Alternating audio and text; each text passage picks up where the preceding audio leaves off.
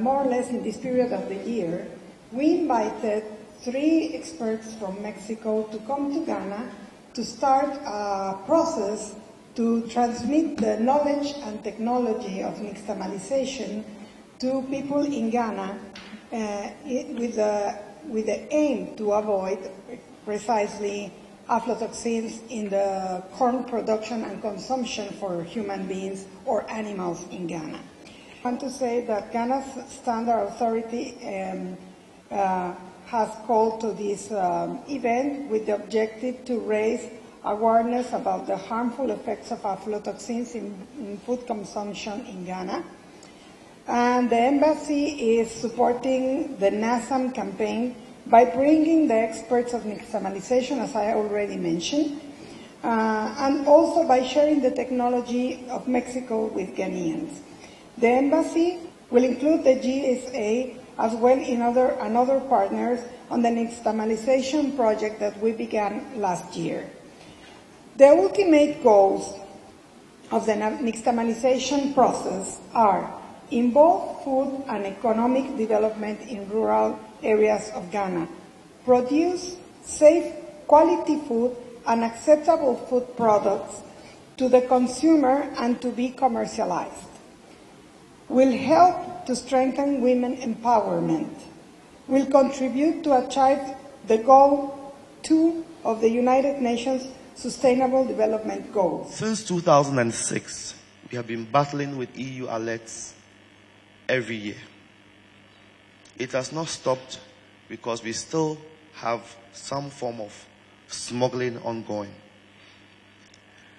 In 2008, we have levels as high as 17 alerts only for aflatoxins coming to Ghana. It means that these products were actually rejected from entry into the EU. We are only 3 months in 2019. We currently have 2 alerts already coming from granite paste that has been exported to the UK. And all these are sometimes a bit worrying because there are structures in place to check, to have health certificates, to have export certificates before these commodities are shipped. So how then do they still get there with these levels?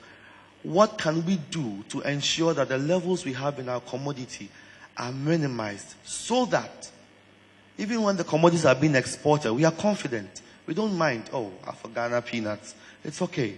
The levels are too low. Aflatoxins really is a menace.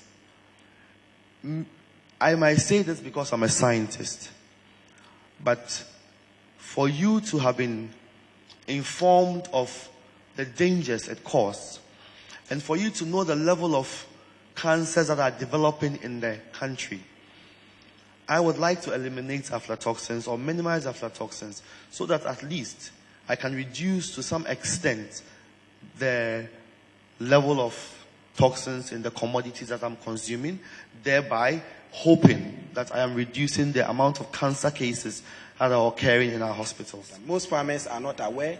They are aware of mold growth. They know their maize will grow moldy. But as to whether that results in aflatoxin that impacts on health, that impacts on their trade, and that impacts on their food security, most of them are not much aware about that.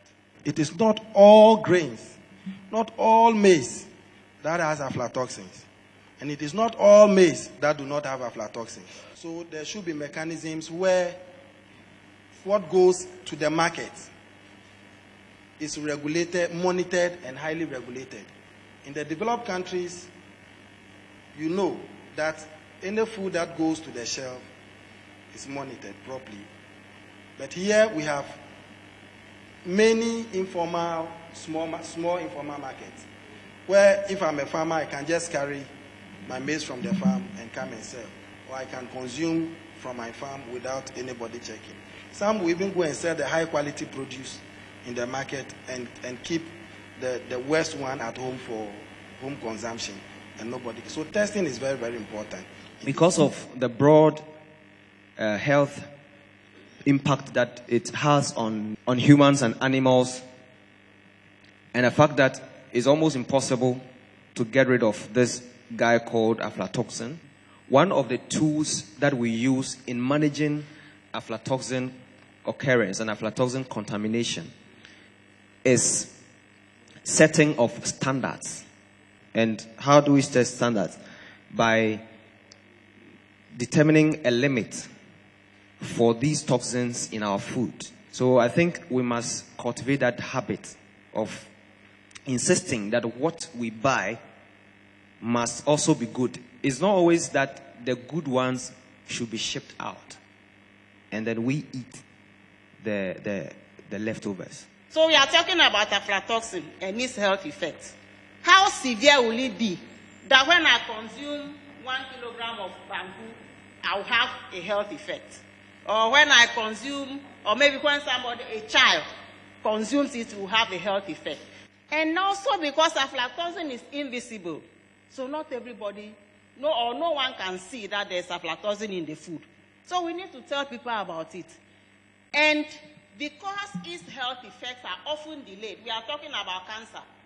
You will not eat the maize today and then immediately you start getting cancer. It will be several years later. So people think there's no risk. Like the gentleman was saying, we've been eating maize rice from our childhood. Why are you now telling us that there is a risk?